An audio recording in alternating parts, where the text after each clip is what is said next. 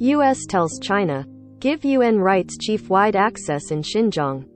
The United States wants China's government to give unhindered and unsupervised access to the UN human rights chief when she visits China and its western Xinjiang region in May. Geneva.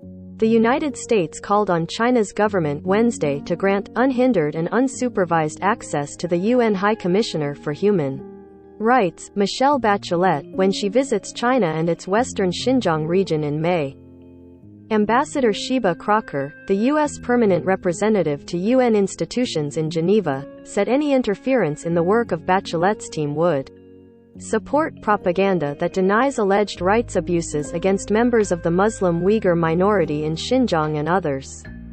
Crocker said a credible visit by the UN human rights chief and her team should involve access to the locations where atrocities and human rights violations and abuses have been reported.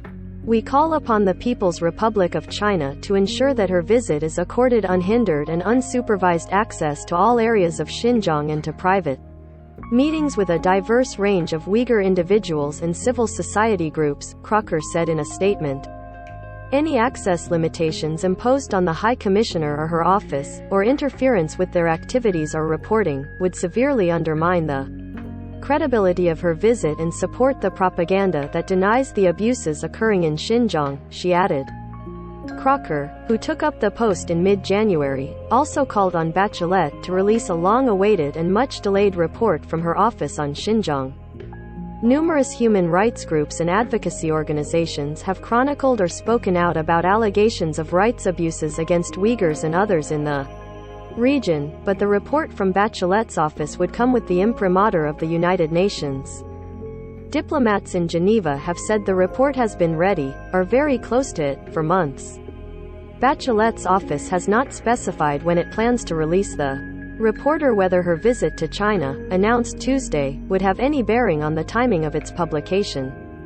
More than 1 million people have been confined to camps in Xinjiang, according to foreign governments and researchers. Critics of Chinese government policies in the region have decried an alleged crackdown on religious practices, imposition of forced labor and other measures like birth control against minorities, saying some of the measures could qualify as crimes against humanity. Beijing rejects complaints of abuses and says the camps are for job training to support economic development and combat Islamic radicalism. The government has pressed foreign clothing and shoe brands to reverse decisions to stop using cotton from Xinjiang amid reports of possible forced labor.